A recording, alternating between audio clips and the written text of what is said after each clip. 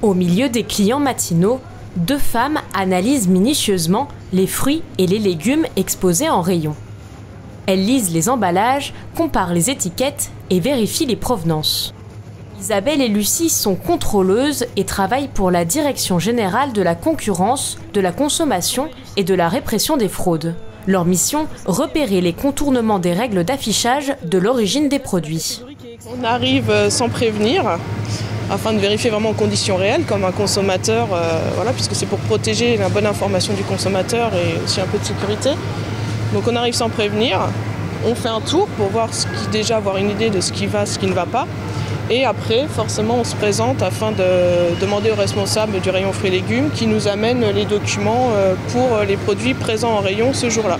En 2024, pour répondre à la mobilisation agricole, l'État a assuré vouloir renforcer les contrôles sur l'origine des produits alimentaires. D'ail blanc, on a une origine qui est France et une origine qui est marquée Argentine. Et là, nous, ça allume directement une petite lumière dans notre cerveau. On peut se poser la question, est-ce que ceux qui sont marqués origine France ne sont pas des origines argentines qui ont été transformées en origine France pour pouvoir les vendre plus cher? Du coup, ça peut nous arriver de prélever ce type de produits et de les envoyer à nos laboratoires qui ont la capacité analytique de vérifier l'origine des produits à partir de bases de données qu'on a constituées au fur et à mesure des années.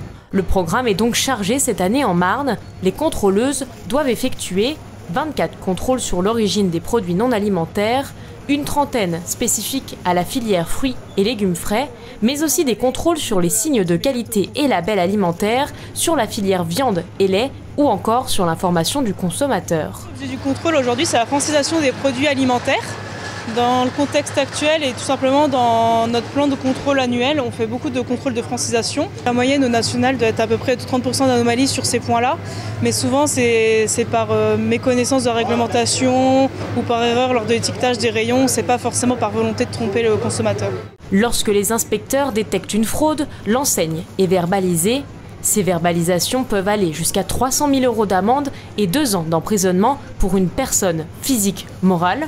Les grandes surfaces peuvent quant à elles être pénalisées jusqu'à 10% de leur chiffre d'affaires.